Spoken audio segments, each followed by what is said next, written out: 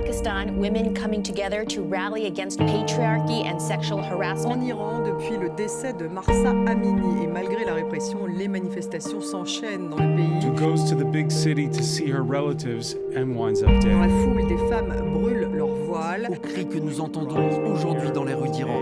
N'ayez pas peur, n'ayez pas peur, nous sommes tous ensemble. L'Égypte est devenue le plus mauvais élève du monde arabe en matière de droits des femmes. Les droits à la liberté d'expression en Égypte ont été sévèrement réprimés. En 2021, des milliers de personnes se sont retrouvées en détention arbitraire, notamment des journalistes, des étudiants, des manifestants et des défenseurs des droits humains. Plusieurs dizaines d'entre elles ont été condamnées à l'issue d'un procès ou jugées par une juridiction d'exception alors qu'elles n'ont fait qu'exercer leurs droits humains.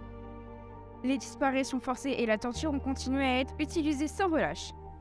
Les autorités ont adopté une loi sapant davantage les droits et l'autonomie des femmes en leur enlevant presque leur liberté d'expression.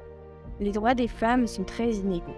Dans certains pays, comme l'Iran ou l'Afghanistan, les femmes n'ont plus ou pas de droits. Elles ne peuvent pas marcher dans la rue sans être en sécurité et la plupart de ces femmes n'ont plus leur droit d'expression. Cependant, dans des pays développés comme en France, les inégalités entre les hommes et les femmes sont beaucoup moins fortes. Il reste cependant des progrès à faire, par exemple pour les salaires, ou bien l'accès aux postes à responsabilité. Par ailleurs, beaucoup trop de femmes sont encore battues jusqu'à la mort à l'heure actuelle. Amal Fati, une femme de 39 ans née au Caire en Égypte, est une ancienne militante du mouvement de la jeunesse du 6 avril et membre de la Commission égyptienne des droits et libertés.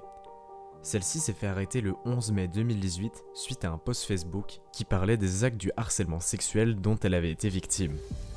Son arrestation constitue un stade de plus dans la répression de la liberté d'expression exercée en Égypte. Amal Fati a publié son post le 9 mai, où elle reprochait au gouvernement égyptien de ne pas protéger les femmes, notamment à cause de la fréquence des agressions sexuelles dans son pays. Cette vidéo ne contenait aucune incitation à la violence. Elle exerçait tout simplement son droit d'expression.